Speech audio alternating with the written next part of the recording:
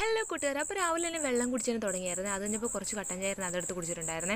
അപ്പോൾ അത് കഴിഞ്ഞ് പിന്നെ അരച്ച് വെച്ചിരുന്ന മാവിന് കുറച്ച് ഉപ്പൊക്കെ ചേർത്ത് ഇളക്കിയിട്ടുണ്ടായിരുന്നേ. ഇളക്കി കഴിഞ്ഞ് പിന്നെ വേറെ രണ്ടാമത് കട്ടൻ ചായ വെച്ചിട്ടുണ്ടായിരുന്നു.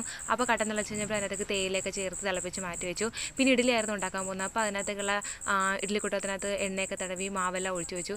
പിന്നെ എനിക്കിത്തിരി ചൂട് ചായ വേണമെന്ന് തോന്നി, അപ്പോൾ ഞാൻ ചായ എടുത്ത് ഒഴിച്ചു. പിന്നെ നമ്മുടെ ഇഡ്ഡലിയൊക്കെ ഏകദേശം വെന്തിട്ടുണ്ട്. അപ്പം നല്ല സോഫ്റ്റ് ആയിട്ടുള്ള ഇഡ്ഡലിയാണ് കേട്ടോ. ഇതിൻ്റെ റെസിപ്പി വേണമെന്നുള്ളവർ എന്നോട് കമൻറ്റ് ചെയ്യുക, ഞാൻ ഉറപ്പായിട്ട് ഇടുന്നതായിരിക്കും. അപ്പോൾ അത് കഴിഞ്ഞ് നമുക്ക് ഇഡ്ഡലിയൊക്കെ ഏകദേശം വെന്ത് വരുന്നുണ്ട്. അപ്പോൾ നമുക്ക് സാമ്പാർ വെക്കണം. സാമ്പാറിനായിട്ട് കുക്കറിനകത്തേക്ക് പരിപ്പ് കഴുകി വെള്ളവും ചേർത്ത് കുറച്ച് ഉപ്പും ചേർത്ത് നമ്മൾ കുക്കറിനകത്തേക്ക് എടുത്ത് വെച്ചേക്കുവാണ്.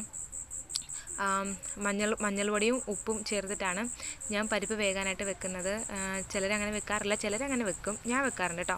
അപ്പോൾ അങ്ങനെ അതൊക്കെ നല്ലോണം ഇളക്കിയിട്ട് അടച്ച് അടുപ്പിലേക്ക് വെച്ചു. എന്നിട്ട് നമ്മൾ പച്ചക്കറിയൊക്കെ, അധികം പച്ചക്കറികളൊന്നുമില്ല, വെണ്ടക്ക, തക്കാളി, പിന്നെ കിഴങ്ങ്, സവോള, ഇത്രയുള്ള സംഭവങ്ങൾ കേട്ടോ. വേറെ മുരിങ്ങയ്ക്ക് അങ്ങനെയൊന്നുമില്ല. അപ്പോൾ ഇത്രയും കഷ്ണങ്ങളൊക്കെ വെച്ച് നമ്മൾ ഇഡ്ഡലി സാമ്പാറൊക്കെ സെറ്റാക്കി അതായത് നമ്മൾ അമ്പലത്തിൽ പോകുന്നതാണ് കാണുന്നത് കേട്ടോ.